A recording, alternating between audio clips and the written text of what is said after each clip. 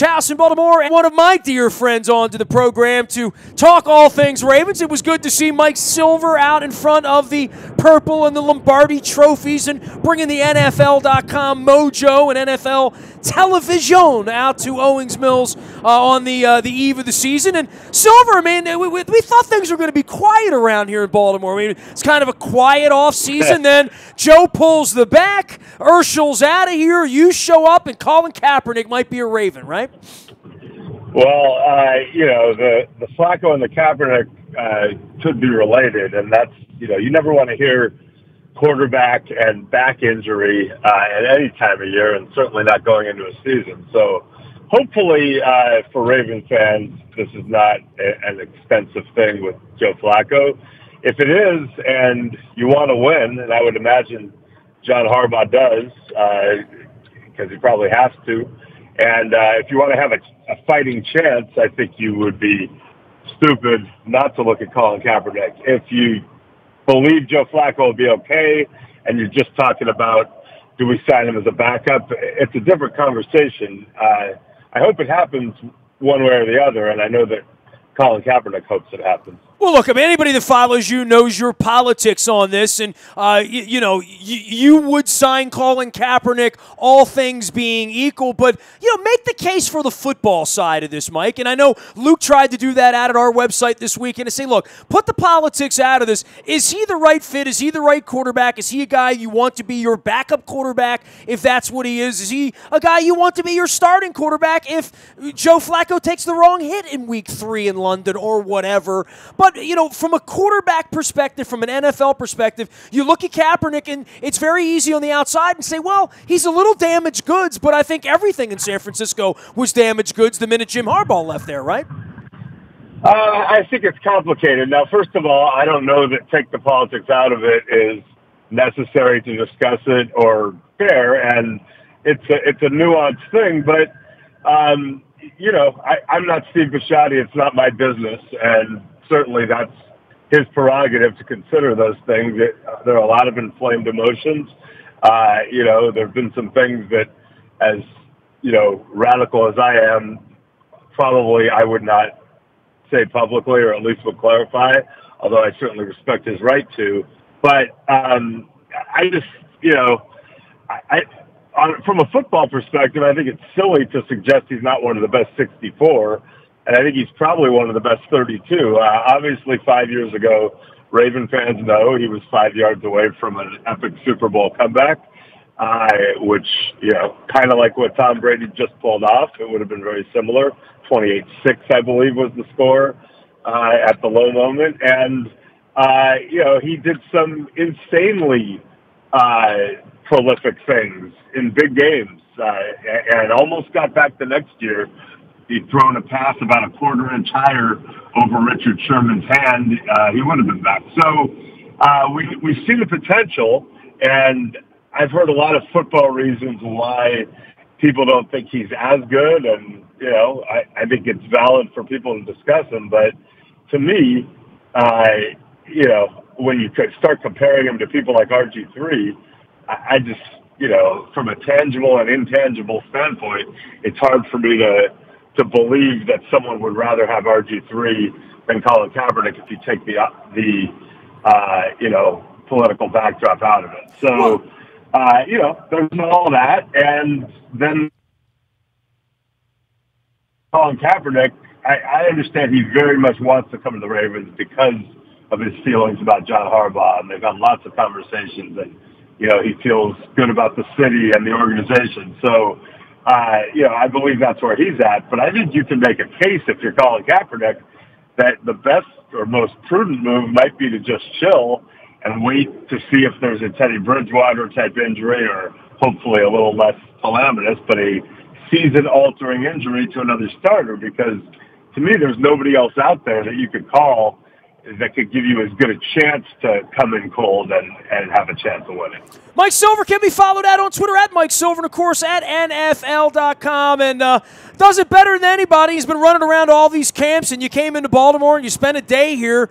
Obviously, what a day, right? I mean, Flacco's hurt. Kaepernick's rumored to be in. And then there's the John Urschel CTE story, pretty well documented. And, of course, they've already had Pitta and Tavon Young and all these other things sort of go wrong in the offseason. But it's been a wild first week, and we're not even anywhere near the first preseason game, Mike. Yeah, and it's a big year for the Ravens. I think after they won that Super Bowl, which was epic, there was a sense in national circles that it would be tough to replicate the next year. An era was ending, and Ray Lewis were leaving, and that proved to be the case. But then the way they bounced back in 2014, and really a very winnable playoff game. I don't want to make everybody relive the horror of that loss to the Patriots, who employed some, possibly legal at the time, but pretty shady substitution tactics of the process of coming back. Substitutions that Putin would approve of.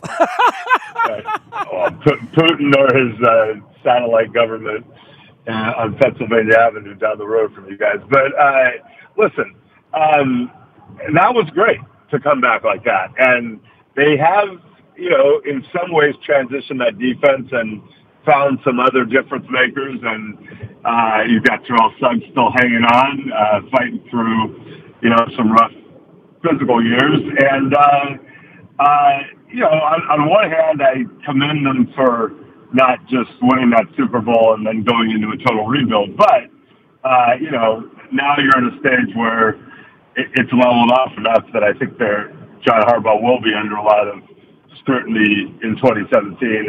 And that's, I don't really love that because I think he's an incredibly good coach, but I'm also mindful of the way the business is. Mike, for you with Suggs, you wrote about him at NFL.com earlier this week, after your visit.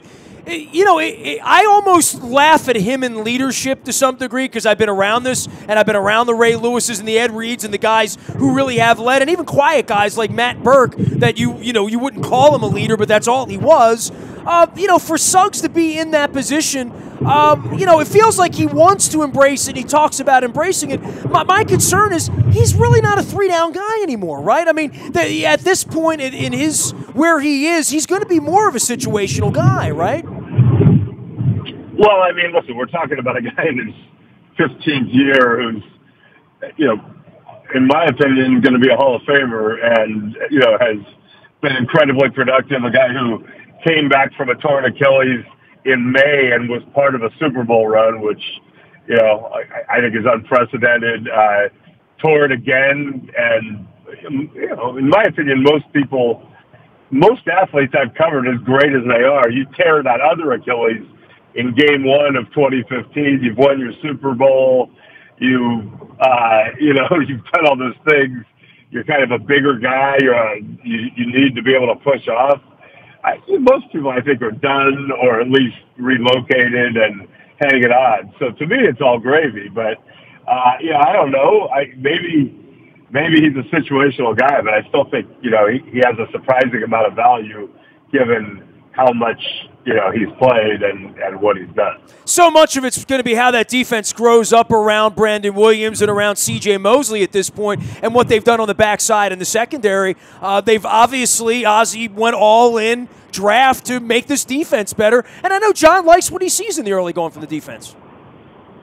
Yeah, it's tough for me to get too negative about the Ravens just because I keep accessing all these years where I thought,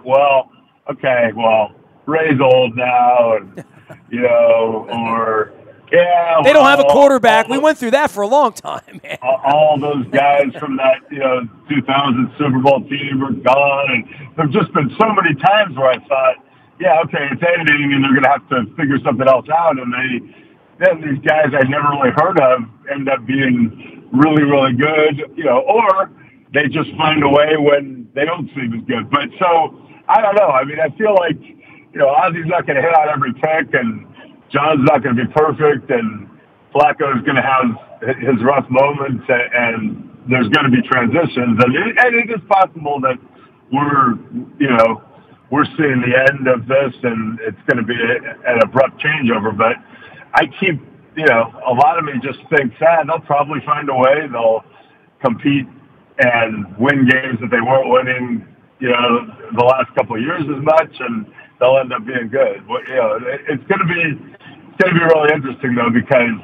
a lot is on the quarterback. He's obviously paid as though he's one of those quarterbacks who can cover up weaknesses and transcend issues. And, you know, there's a debate out there as to whether he can always do that. But, you know, then when I start hearing about the back, you know, that's for a guy who figuratively has on his back to have literal back, you know, issues, that's a lot.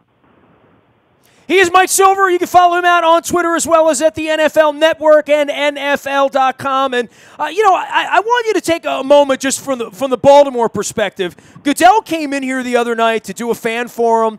You know, they had Weddle in the room. They had Ben Watson in the room. These guys that you interact with, I interact with. The fans had it all going on. And Steve Bisciotti got kind of pulled up on stage by a fan's question about Kaepernick. He didn't look prepared to answer it. And I tweeted out, and this is, you know, my public view on this is he's almost dangerous with a microphone because much like the U2 song, Who's Gonna Ride Your Wild Horses, he's dangerous because he's honest. And I don't think he has any editing switch in him. And I know people, you know, went after him on Twitter on Sunday night about Kaepernick and about Ray Lewis, and he'll take all that in. But everything you just said is echoed by other people who have a shield on their chest when they work. I talk to national media people all the time, and they say, I can't get down on Baltimore. They'll figure it out between Ozzie and John and the players and who they have there and the kind of scouts they have. They'll figure it out. At some point, that credit should go to Steve to some degree, too, because Steve stood in front of the fans and was honest on Sunday night. And I don't think you can ask for more than that from him. Well, first of all, I'm a big Steve Bisciotti fan, and I could spend a lot of time talking about why I think he's a really good owner. I like him as a person. I agree that he deserves a lot of the credit, and I do like honesty. And I would agree with you that the quotes looked worse because, I mean, they look bad to me, too. When I see him saying, pray for us, I'm thinking, dude, you own the team. Do what you think is right. I don't need you to bleed all over the place in public. But you're right. I think that is just him being honest, and that is a good quality. So it's a hard one for me to answer. I mean, if I owned a football team, I would sign Colin Kaepernick 5 minutes ago, no matter my quarterback situation, partly because I think he's by far the best guy out there, and I've seen the potential, and partly because I think it's the right thing to do. And, you know, I wouldn't hesitate. But that's easy for me to say, you know, driving through the East Coast right now from training camp to training camp. By the way, do you know him? Would you say you know him? Have you spent time with Colin Kaepernick? Yeah, I do. I always get along with Colin. You know, he didn't come off very well in his group media sessions, and I think he was trying to, you know, Jim Harbaugh was his role model, and he was just trying to do what he thought his coach, you know, approved of. And I think if his coach had been a little more, you know, media friendly at the time, he probably would have been different. But I always enjoyed talking to him. And you know, I mean, I love Jim. I covered Jim. I think he's gotten a little severe sometimes in his presentation in that context as a head coach. But I think John is a lot more able to navigate that and, you know, still be an intensely competitive guy and a great coach, but, you know, is able to kind of put aside the need to compete while dealing with the media, in my opinion. So I think John would be a great coach for Colin. I think Baltimore would be a really good city for him. And, you know, to go back to, you know, what I was, you know, saying before, just, it's easy for me to say I'd sign him, but I am sensitive to the fact that Steve owns a team. There are relationships with law enforcement people and with veterans, and you're going to hear from paying customers, and some of them are not happy. I would like to be able to say, I don't care. And certainly people have pointed out that this is an organization that was willing to stand by Ray Lewis, during some controversial times, stood by Ray Rice during some controversial times, and has, been able to stand tall against backlash. And Colin Kaepernick's a guy who has broken no laws and, certainly has just exercised his constitutionally protected. So I hope Steve concludes the thing is to bring him there, and I hope that even more now that I know from people close to Colin that he really, really wants this. But, unless I inherit or make a quick $2 or $3 billion and there's a team for sale, it doesn't really matter. Yeah, we're just talking about it at this point. Mike Silver joining us here from Twitter. He is Mike Silver there, and, of course, the real Mike Silver out on NFL Network as well as NFL.com. He wrote about Terrell Suggs earlier this week. He's been through Baltimore. You're camping, right? I mean, you're going to hit 15 or 20 of these things by September 10th, right? No, I'm not 15 or 20. I mean, I'm old, dude. I go to camps, but I'm not one of those, put another notch on the wall and leave after 3 hours type. I did only get to spend one day in Baltimore, but I'm trying to slow it down a little bit. So I'll hit some camps. I'll cover all 32 as I always do throughout the year, and hopefully we'll get some bang for our buck. Give me a team or two that you're excited about or their fan base should be excited this year, other than, let's say, just the Patriots or the Cowboys or the Packers, sort of the obvious teams. Who are a couple of up-and-comers you like? I was going to start with the Patriots, sure. That sounds exciting. Okay, well, let's start with the Titans. I saw Mike Mularkey at the owners' meetings at a reception I went to, and I said, so I was at your game against the Packers in early November, and about 12 plays in, I said to myself, wow, you are a complete idiot because everything you thought about this team was 100% wrong. And he said, well, thank you for saying that, because he knew that I wasn't real excited about his hiring or promotion to head coach. I didn't get it, and they are a much, much better team than I think people realize. They're very physical at the point of attack. They've got DeMarco Murray and Derrick Henry able to maximize that. Terry Robisky is doing a great job coordinating that offense. The quarterback is obviously very, very enticing, and they've got some guys on defense too. So I really like Tennessee. That's where I would start. Let me throw a second one at you. Yeah, I kind of like the Eagles. I think, I have a feeling the Eagles might surprise some people this year, too. Mike, it's always great to catch up with you, whether it's on the phone or in Owings Mills or, who knows, bumping into you at Red Rocks at a show once in a while. So I'm sure our paths will cross again soon. Hey, I'm going to be out in Oakland for a Raiders-Ravens game, so who knows? Might be my last chance to dance out there at the Oakland Coliseum, right? Well, don't get me started on that. But, hey, I've seen some amazing shows in that complex too, so maybe the karma will rub off. Only time I ever saw Page and Plant on stage at the same time was Live Aid and in the Oakland Oracle Arena. I saw the Page Plant tour, so I have some great memories there as well. Mike, take care of yourself. Get some rest here. It's only training camp. We got a long season. You got to plan for the marathon here. We're still got to be standing when it's 12 below in Minnesota at the end of January, man. That's what caffeine consumption's for, my friend. Love you, Mike Silver. There he goes, Mike Silver from NFL Network and NFL.com. You can follow him out on Twitter at Mike Silver, and hundreds of thousands do. Usually it's the smart ones, too. You can find me out in the Buy a Toyota Audio Vault 24 hours a day from anywhere in the world on your mobile device by downloading the TuneIn Radio app. We do come in crystal clear from wherever you are. The morning newspaper ships to your email inbox each and every morning at 7 a.m. That's all powered up by Planet Fitness at PlanetFitness.com. Still $10 a month to get in the best shape of your life there. Nasty at WNST.net finds me. Facebook, Twitter, LinkedIn, Snapchat, Instagram.